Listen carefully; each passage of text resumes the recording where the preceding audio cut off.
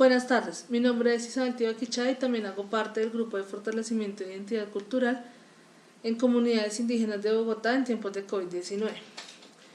Para sustentar el problema que acaba de explicar mi compañera Tania, hemos elaborado un marco de referencia que se estructura en dos grandes partes, un marco legal y un marco teórico. Dentro del marco legal, en primera instancia nos vamos a hacer referencia a la Carta Magna de la Nación, que es la Constitución Política del 91. En la Constitución Política anterior, que es la del 86, era considerado Colombia como un estado monocultural, ya que negaba el reconocimiento de estas comunidades y de la diversidad cultural que había de los pueblos, y pues eran considerados como una limitación y que generaban un atraso para alcanzar una sociedad deseable. Es lo que nos afirma Sánchez Botero en el 2002 en la página 22.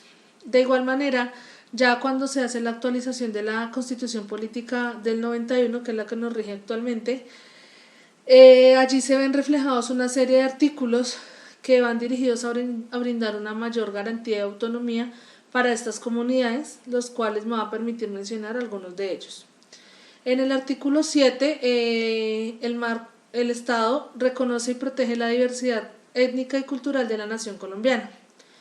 En el artículo 68, el Estado garantiza las libertades de enseñanza, aprendizaje, investigación y cátedra.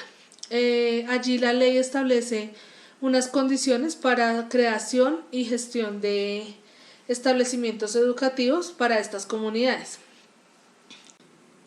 De igual manera, hacemos referencia al decreto 804 de 1995, en donde se regula o se reglamenta la atención educativa para los grupos étnicos, específicamente en el capítulo 1 y el capítulo 2.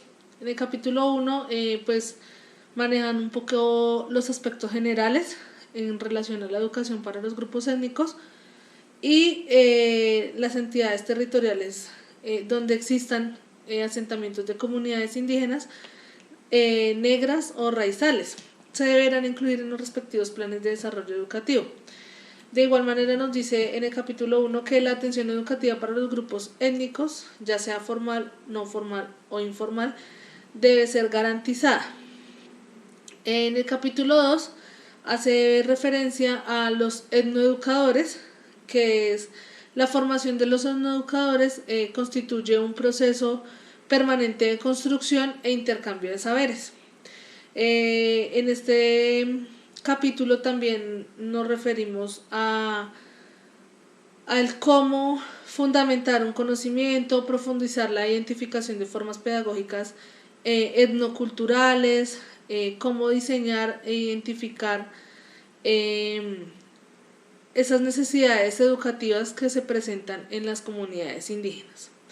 De igual manera, hacemos referencia a la Ley General de Educación, que es la Ley 115 de 1994, donde allí empezamos definiendo etnoeducación. Se define como ese grupo, esa educación que se le brinda a los grupos étnicos o comunidades indígenas que integran la nacionalidad colombiana. Y allí nos dice que la educación es un proceso de formación permanente, personal, cultural y social. De igual manera, pues vuelvan a tomar la ley de etnoeducación, el decreto de etnoeducación, que es una política para la diversidad y pues asimismo poder posicionar la educación intercultural. Y por último, tomamos como referencia los derechos de los niños, que son mandados por la UNICEF, donde nos dice que todos los niños y niñas tienen los mismos derechos y todos estos derechos están mutuamente relacionados y todos, absolutamente todos, tienen la misma importancia. Dentro del marco teórico vamos a referirnos a tres conceptos importantes dentro de nuestra investigación: el constructivismo, la etnoeducación y la multiculturalidad. El constructivismo lo retomamos como una corriente pedagógica para nuestra investigación, ya que nos postula la necesidad de entregarle al estudiante las herramientas que le permitan construir su propio conocimiento para así poder dar solución a las diferentes problemáticas que se le presenten en su diario vivir. De igual manera, le permiten estar en una constante modificación y fortalecimiento de sus ideales. En el constructivismo, Vygotsky hace referencia a que el medio social le permite al niño una reconstrucción interna de sus procesos de aprendizaje. Y de igual forma, Piaget nos afirma que el niño construye su propio conocimiento partiendo de una interacción social con el medio o con el entorno.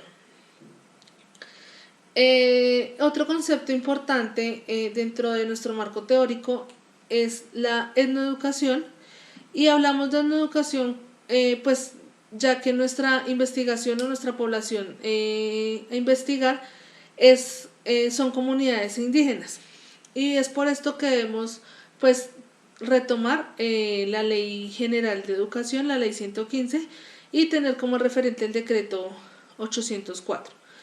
Dentro de la Ley General de Educación definimos etnoeducación como esa educación a los grupos étnicos que se le ofrece a estas comunidades, donde se le integran la nacionalidad y se poseen la cultura, la lengua, las tradiciones y juegos propios y autóctonos.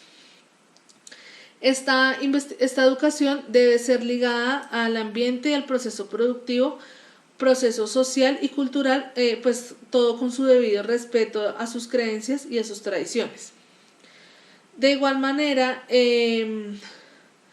esto se da cuando empieza en 1976 que el Ministerio de Educación se preocupa por atender estas poblaciones.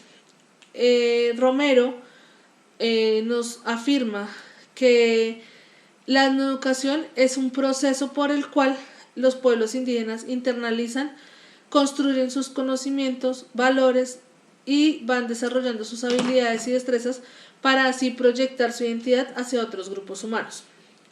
En relación a la multiculturalidad, nosotros lo retomamos en nuestra investigación, ya que con estas poblaciones indígenas se retoman muchas culturas, y es así que Zambrano hace referencia a un conjunto de expresiones multiculturales y étnicas diversas dentro de un territorio en particular. De igual forma lo establece como una redefinición en las relaciones sociales de la sociedad. Igualmente nos dice que es una política que afecta todo el sistema social.